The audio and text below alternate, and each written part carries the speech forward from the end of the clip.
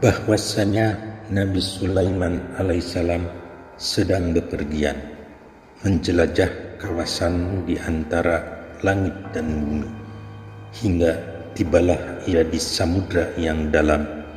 Ombak besar terlihat olehnya.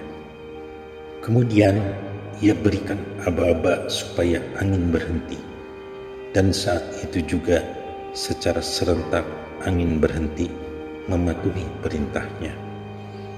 Kini giliran jin ifrit menerima tugas supaya menyelami kedalaman samudra tersebut. Ia menyelam sampai ke dasarnya, maka di dasar samudra terlihat olehnya sebuah kubah mutiara putih yang rapat, tiada berlubang.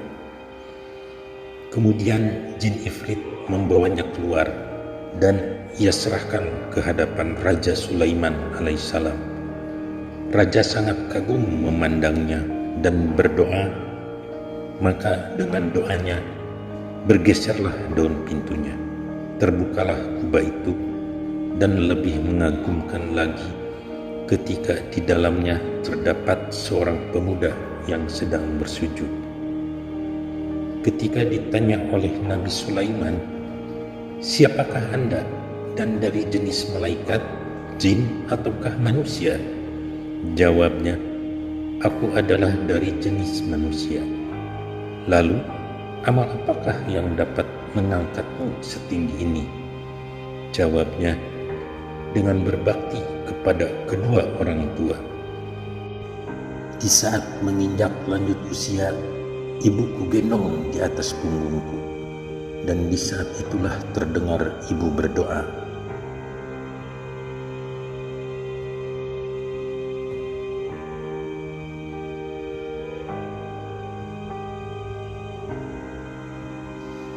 artinya, "Ya Allah, berikanlah sifat qanaah kepadanya," yang dimaksud adalah anaknya, "dan berikan pula tempat untuknya nanti sepeninggalanku, bukan di bumi dan bukan pula di langit." Kemudian setelah ibu tiada, maka aku berlibur di pinggir pantai, dan terlihatlah sebuah kubah mutiara. Aku menghampiri dan masuk ke dalamnya. Kubah bergerak berlaju dengan izin Allah, dan aku pun tidak tahu pasti di udarakah atau di bumikah aku berada. Namun aku tetap memperoleh rezeki dari Allah yang disediakan di dalamnya. Nabi Sulaiman bertanya, "Dengan jalan apakah Allah memberi rezekimu?" Jawabnya, "Saat perutku terasa lapar, Allah ciptakan sebuah pohon berbuah, maka Dia memberikan buah-buahan tersebut kepadaku."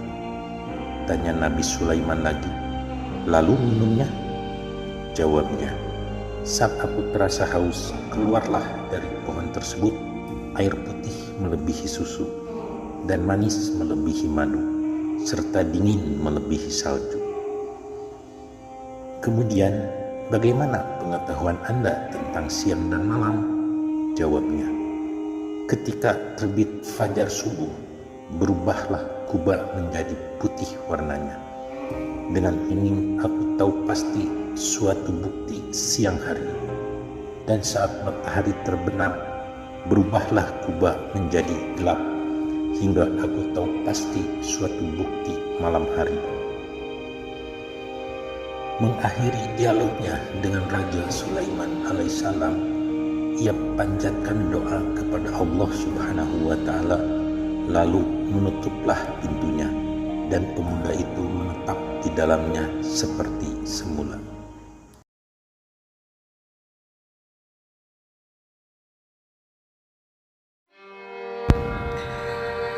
Nabi Musa alaihissalam ingin mengetahui siapa kawannya di surga.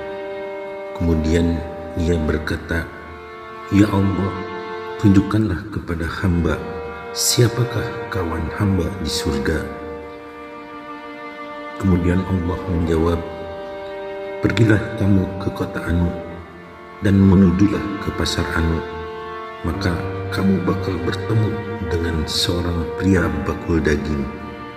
parasnya demikian, dan dialah orangnya yang menjadi kawanmu kelak di surga. Al-Kisah, setelah memperoleh petunjuk wahyu tersebut, Nabi Musa alaihissalam segera berangkat mencarinya. Hingga sampailah ke tempat tujuan. Ia tegak di sana sampai matahari terbenam. Orang itu mengambil sekerat daging dan dimasukkan ke dalam keranjang. Maka sewaktu hendak kembali, bertanyalah Nabi Musa alaihissalam, "Apakah Anda punya tamu?" Jawabnya, "Betul, aku punya tamu." Maka diajaklah Nabi Musa masuk ke rumahnya. Dan ia segera sibuk memasak keratan daging yang dimasukkan ke keranjang tadi. Dan sewaktu ia mengeluarkan isi keranjang, terlihatlah seorang nenek lemah bagai anak merpati. Pria itu mengangkatnya dan menyuapinya hingga nenek lemah itu terasa kenyang. Tentang pakaian, pria itulah yang mencuci dan menjemurkannya. Nanti sesudah kering, ia pakaikan pada nenek tersebut. Kemudian dimasukkan lagi ke keranjang tempat semula. Nenek itu menggerakkan bibirnya, entah apa yang diucapkannya. Namun, sebagai seorang nabi, Musa alaihissalam tahu pasti isi ucapan nenek itu, yakni doa yang ditujukan kepada anaknya.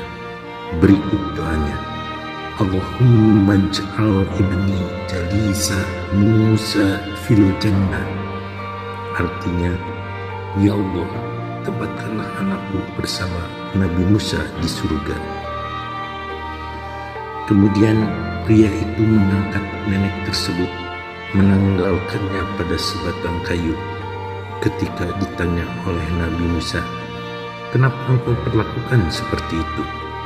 Jawabnya, "Nenek itu adalah ibu kandungku. Ia telah lemah, tiada berdaya untuk duduk sendiri." Akhirnya Nabi Musa pun berkata, "Terimalah kabar gembira bagi Anda, dan kenalkan aku adalah Nabi Musa. Engkaulah kawanku kelak di surga."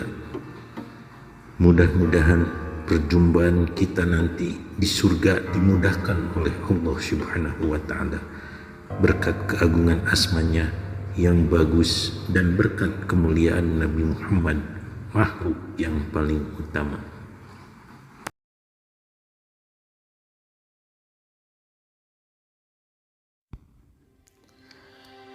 Al-Kisah, ada seorang Majusi datang dan menginginkan kedatangannya ke rumah Nabi Ibrahim alaihissalam itu diperlakukan seperti layaknya tamu. Namun permohonannya tidak dikabulkan.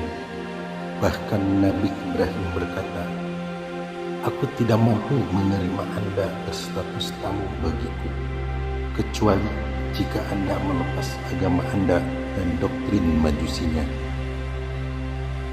Lalu kemudian orang Majusi itu pun pergi. Namun segeralah turun wahyu Allah memperingatkan. Firman-Nya, "Ya Ibrahim, kenapa engkau tidak mampu menerimanya sebagai tamu sebelum ia melepas agamanya?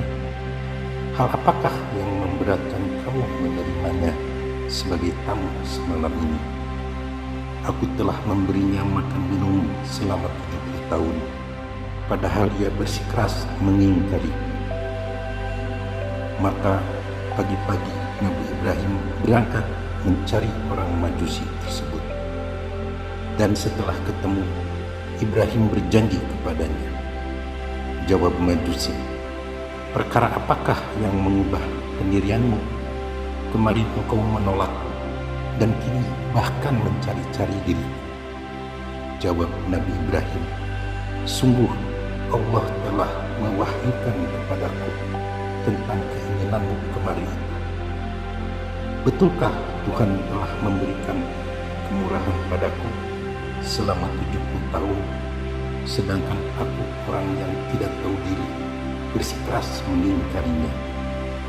Kalau demikian, sudilah engkau menjabat tanganku dan saksikanlah bahwa tiada Tuhan yang lain kecuali Allah dan engkau adalah Rasul-Nya.